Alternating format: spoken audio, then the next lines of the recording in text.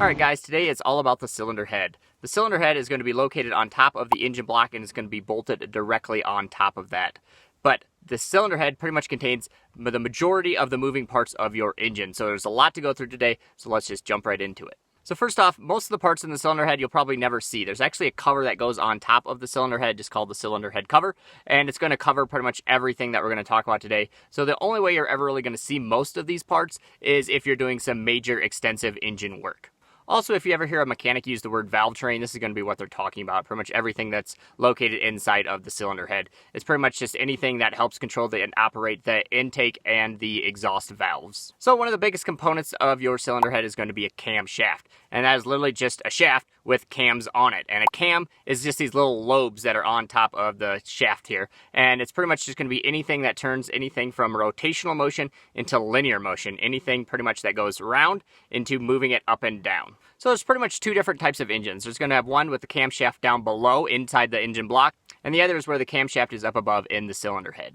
Most modern day vehicles are going to have the second one where it's up above in the cylinder head, and those are going to be pretty much defined as a single overhead cam or a dual overhead cam, as in my Ford F-150, because it's a V8, so therefore we're going to have the pistons again going like this, so you're going to have a cam for each side. So now on these camshafts you're going to have two cams for every cylinder that you have. So one is going to be for opening the inlet valve for air to come in. The other one is going to open the exhaust valve for the exhaust to go out. And also the inlet valve is going to be a little bit bigger than the exhaust valve.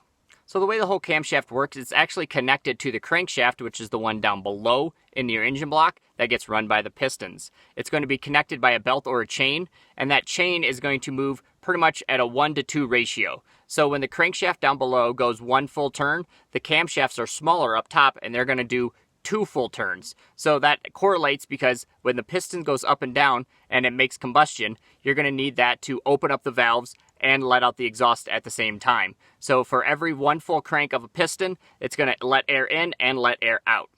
So the way that it allows air to come in and the exhaust to go out is through valves. So there's going to be a lot of different parts going along with valves. Sometimes these are just called engine valves, sometimes they're called poppet valves, or also mushroom valves. So pretty much the main point of the valve is to open in order to let air come in, and then it closes back up, and then the exhaust one opens and lets the exhaust air back out. And then they both seal completely shut in order for combustion to stay down into the combustion chamber.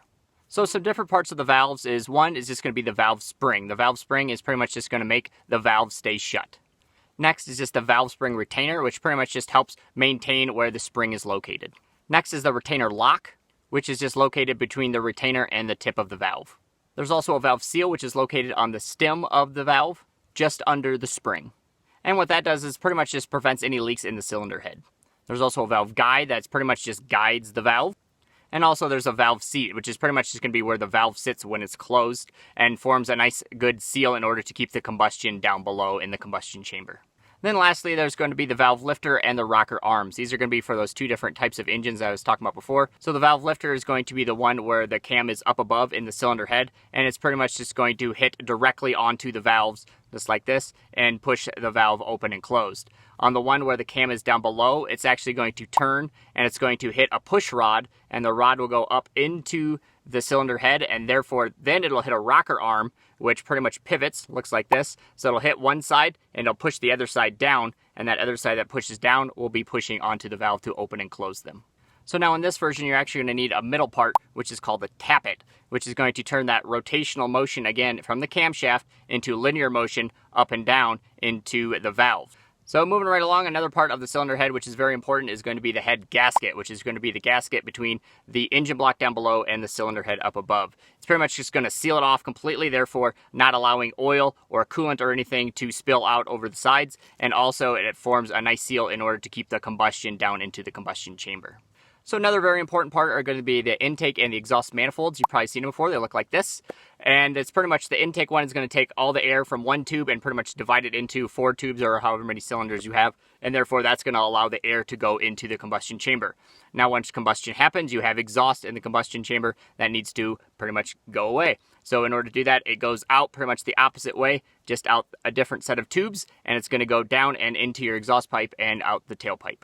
The spark plug is going to be another very important part of the cylinder head. Those you might actually be able to see without taking any parts off the engine. They're usually just directly screwed into the cylinder head, and they're going to be threaded in order to form a nice airtight seal, because they're going to be taking a lot of heat and a lot of pressure because they're going to be pointed pretty much directly into the cylinder head.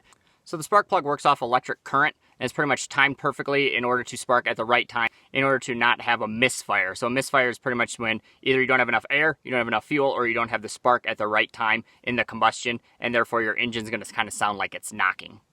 And lastly is going to be your fuel injectors. So now where your fuel injectors are located is pretty much going to decide whether you have port side injection or direct injection. This has been a big thing right now. A lot of people are going back to direct injection because it's a little bit better on gas mileage, but you also have carbon buildup. So I'll do another video on this soon. So direct injection pretty much means that you're shooting the fuel directly into the combustion chamber, whereas port side is you're shooting it back behind the valves.